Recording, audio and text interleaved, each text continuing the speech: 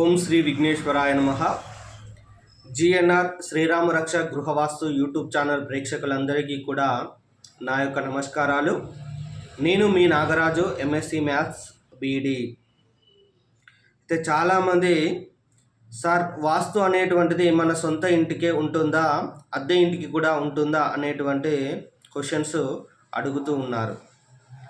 దీనికి ఆన్సర్ చెప్పేటువంటి ముందు అసలు వాస్తు దేనిపైన ఆధారపడి ఉంటుంది, వాస్తు అనేటువంటిది ఎట్లా ఉంటుంది అనేటువంటిది మీకు చెప్పాలి. వాస్తు అనేటువంటిది ముఖ్యంగా డైరెక్షన్స్ మీద, డిగ్రీస్ మీద ఆధారపడి ఉంటుంది.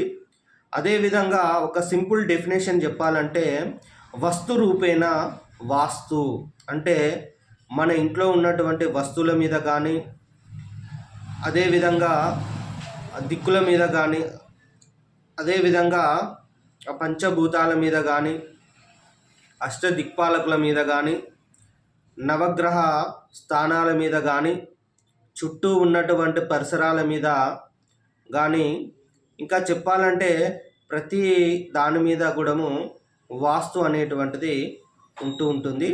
వాస్తు అనేటువంటిది ప్రతి దాని మీద కూడా ఆధారపడి ఉంటుంది. కాబట్టి గృహ నిర్మాణం గావించేటప్పుడే మంచి డైరెక్షన్లో గృహ నిర్మాణం అనేటువంటిది చేసుకోవాలి. 80 to 90 degrees పర్ఫెక్ట్ అన్నట్టు, ఈశాన్య ప్రాచి లేదా తూర్పు ప్రాచి వచ్చేటట్టుగా మనము మంచి గృహ నిర్మాణం అనేటువంటిది అది చేసుకున్నట్లయితే చాలా బాగుంటుంది. అయితే ఇక్కడ మీరు అద్దెకున్నటువంటి ఇల్లు మంచి డైరెక్షన్లో, మంచి డిగ్రీస్లలో ఉండి ఎటువంటి లోపాలు లేకపోతే మీరు మంచిగా అభివృద్ధి అనేటువంటిది అవుతారు. అయితే ఎప్పుడైతే మీరు నివసించేటువంటి అద్దె ఇల్లు మంచి డిగ్రీస్లలో లేకున్నా, మంచి దిక్కులో లేకున్నా, వాయువ్య లోపము, ఆగ్నేయ లోపము, నైరుతి లోపము, ఈశాన్య లోపం ఉన్న ఆ ఇంట్లోకి వెళ్ళినటువంటి 1 నెల రోజుల తర్వాత ఆ ఇంట్లో ఉన్నటువంటి వాస్తుదోషం మొత్తం కూడా మీకు వర్తిస్తూ ఉంటుంది.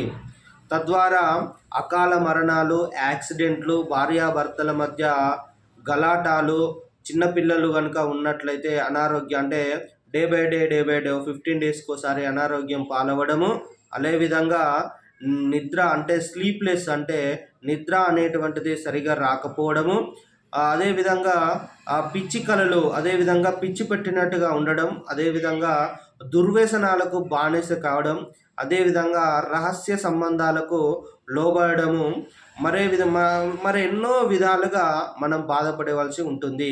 అయితే అద్దె ఇంట్లోకి వెళ్ళినాక ఒక 1 month తర్వాతనే ఆ ఇంట్లో ఉన్నటువంటి వాస్తుదోషం మొత్తం కూడా మనకు చూపిస్తూ ఉంటుంది. ఫస్ట్ ఒక రోజులో కానీ, ఒక వీక్లో కానీ ఎటువంటి ఫలితాలు అనేటువంటివి మనకు అర్థం కావు.